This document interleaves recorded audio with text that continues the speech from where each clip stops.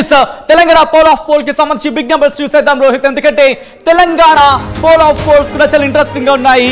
ఎందుకు అనేది డీటెయిల్ గా మాట్లాడుకునే ప్రయత్నం చేద్దాం. But biggest numbers are here.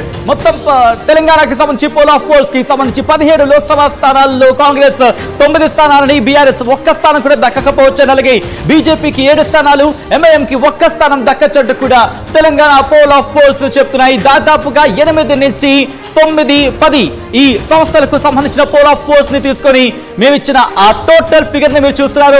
Poles ఇప్పటివరకు వచ్చిన పోల్స్ కి సంబంధించి 5 ఎగ్జిట్ పోల్ కి సంబంధించిన ఇన్ఫాక్ట్ 5 ఎగ్జిట్ పోల్ కి సంబంధించిన యావరేజ్ ఫిగర్స్ మీరు చూస్తున్నారు. బిగ్గెస్ట్ నెంబర్ కాంగ్రెస్ కి సంబంధించి 9 స్థానాలను కైవసం చేసుకోవచ్చు. బీఆర్ఎస్ 1 స్థానం కూడా గెలవకపోవచ్చు. అలాగే భారతీయ జనతా పార్టీ 7 స్థానాల్లో వికసించవచ్చు అంటూ కూడా పోల్స్ చెప్తున్నాయి.